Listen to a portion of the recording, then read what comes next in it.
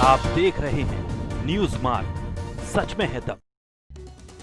केंद्र सरकार के कृषि बिल के खिलाफ राष्ट्रीय लोकदल के कार्यकर्ताओं ने जिला कलेक्ट्रेट पर धरना प्रदर्शन किया और दिल्ली सहारनपुर हाईवे को जाम कर सरकार के खिलाफ नारेबाजी की। इस दौरान पार्टी ने विश्वास चौधरी ने कहा कि केंद्र सरकार ने कृषि बिल को लागू कर किसानों के साथ धोखा किया है, जिसके खिलाफ देश का किसान सड़कों पर है। बीजेपी की सरकार किसानों के ऊपर आंसू गैस के गोले छोड़ रही है और लाठीचार्ज कर रही है, जिसे राष्ट्रीय लोकदल बिल्कुल भी बर्दाश्त नहीं करेगी। उन्होंने कहा कि देश का किसान भूखमरी के कगार पर पहुंच गया है और भारतीय जनता पार्टी किसानों के साथ कृषि बिल पास कर उन्हें बर्बाद करने में जुटी हुई है। वहीं इस दौरान राष्ट्रीय लोकदल कार्यकर्ताओं ने एसडीएम बागपत को एक ज्ञापन भी सौंपा। किसान अपनी जेब कटवाना चाहता नहीं है सरकार से। ये सरकार गला काटने में उतारू हो गई है। लगातार अहिंसक रवैये से किसान लगातार निवेदन से कह रहे हैं, ये कृषि कानून जो आपने अपने व्यापारी दोस्तों के लिए बना दिए हैं, हमें ये नहीं चाहिए, हमें ये किसी कीमत पर स्वीकार नहीं है। संभल जिले में शिक्षक विधायक चुनाव को लेकर सभी तैयारियां सोमवार को पूरी कर ली गई थी। जिले में 6 मतदान बूथों पर 2987 मतदाता ने मतदान किया। संभल, चंदौसी और गुन्नौर तहसील क्षेत्र में मंगलवार को सुबह 8 बजे से कड़ी सुरक्षा के बीच मतदान शुरू हुआ। शिक्षकों में मतदान करने को लेकर उत्साह नजर आया। जिले के मतदान बूथों पर सुबह से ही मतदान भारी संख्या में मतदाता जुटे हुए थे। वहीं 70% के आसपास मतदान हुआ। हालांकि इस दौरान पुलिस प्रशासन भी अलर्ट रहा। उत्तर प्रदेश के हमीरपुर में एमएलसी चुनाव के मतदान को लेकर सभी तैयारियां प्रशासन ने पूरी कर ली गई थी। खंड स्नातक का मतदान शाम 5 बजे तक किया गया। जिले में 15 मतदान केंद्र बनाए गए, जिसमें 6457 मतदाताओं ने वोट डाले। जिला प्रशासन ने कोविड-19 के नियमों का पालन कराते हुए मतदान संपन्न कराया। कानपुर देहात जिले के गांव मेनथू में उस समय सनसनी फैल गई जब एक मासूम बच्चे की दबंग पिटाई के इलाज के दौरान मौत हो गई। गांव के दबंग नशेबाज युवक ने पान मसाला बेच रहे मासूम को फुटकर रुपये न होने की बात पर जानवर की तरह जमकर पीटा था। युवक की पिटाई में दहशत ज़्यादा मासूम गंभीर रूप से घायल हो गया था।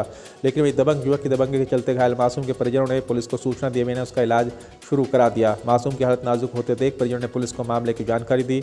लेकिन वही 10 वर्षीय मासूम रिहान ने 7 दिन के इलाज के बाद दम तोड़ दिया। मासूम की मौत के बाद पुलिस ने शव को पोस्टमार्टम के लिए भेज दिया है और आरोपी को गिरफ्तार कर मामले की छानबीन शुरू कर दी है। मामला ये हुआ कि हमारे बच्चे दुकान में यहाँ खेल रहा था, मतलब वीडियो वो चला रहा था गेम, तो उसी में मसाला लेने आया होगा, तो उसी में उसने कुछ कहा होगा, उसी में उसको मारने लगा। हाँ, फिर बच्चे ने हमें बताया बहुत मारा इसको। उत्तर प्रदेश के हाथरस के थाना हाथरस गेट क्षेत्र के गांव रुहेरी में रंग की एक फैक्ट्री में भीषण आग लग गई। दमकल की आधा दर्जन गाड़ियां आग बुझाने के लिए मौके पर पहुंची। फैक्ट्री में आग बुझाने के प्रयासों में एक मजदूर घायल हो गया। रात के वक्त किसी तरह से आग लगी। सुबह आग लगने की जानकारी हुई। आग की वजह अभी तक पता नहीं चल पाई है। बिजली के शॉर्ट सर्किट से आग लगने की संभावना जताई जा रही है।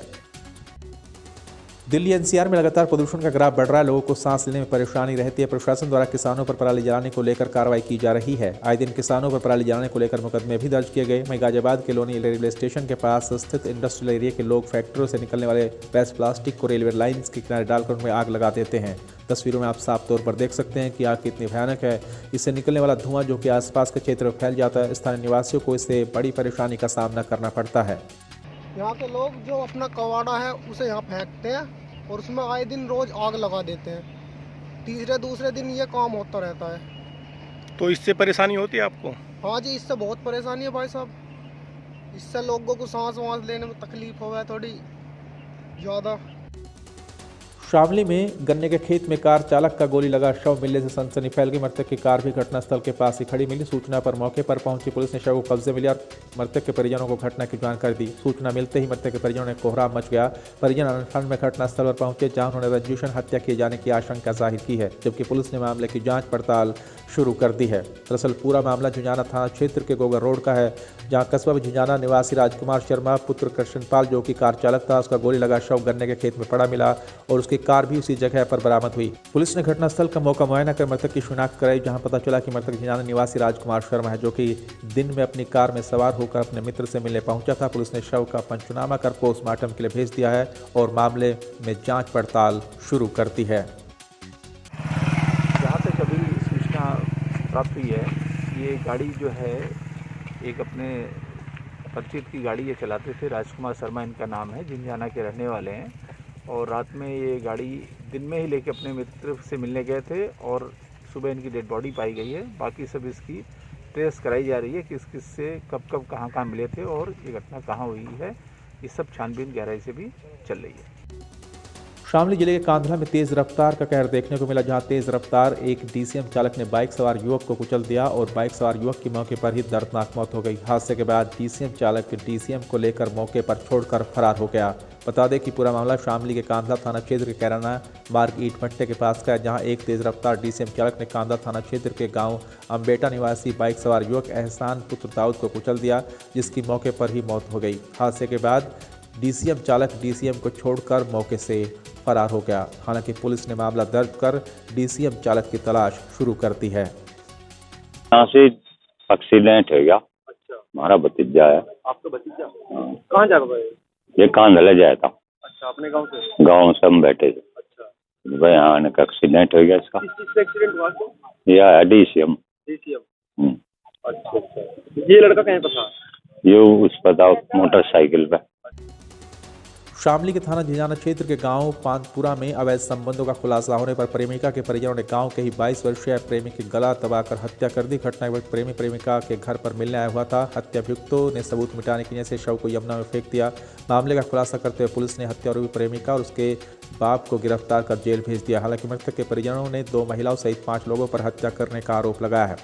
जानकारी के अनुसार थाना झिंझाना क्षेत्र के गाँव पांतुपुरा निवासी नरेश पुत्र जौहर ने पुलिस में गुमशुदगी की रिपोर्ट दर्ज कराई थी। उसका 22 वर्षीय पुत्र सावन सोते समय घर से संदिग्ध परिस्थितियों में लापता हो गया। पुलिस ने मामले में गुमशुदगी की रिपोर्ट दर्ज की और जांच शुरू की तो पता चला कि गांव की एक युवती के साथ युवक का प्रेम प्रसंग चल रहा है और दोनों के बीच अवैध रिश्ता भी कायम था, जिसकी पुष्टि दोनों के मोबाइल नंबरों से बातचीत से हुई। इसकी जानकारी के आधार पर पुलिस ने प्रेमिका के परिजनों को हिरासत में लेकर पूछताछ की तो युवक के लापता होने का सनसनीखेज मामला सामने आया। परसों रात्रि में एक सूचना मिली कि पांतुपुरा गांव का एक व्यक्ति जिसका नाम सावन है वो अपने घर पर उपस्थित नहीं है, जिसको लेकर के थाना झिंझाना पर उसकी गुमशुदगी लिखी गई और उसकी खोजबीन करना प्रारंभ किया गया। इसी दौरान घर वालों का शक होने पर उसके पड़ोस में रहने वाले धीर सिंह की पुत्री से उसका वार्तालाप हुआ करता था मोबाइल से। इसको लेकर के इस पर गहराई से जब छानबीन किया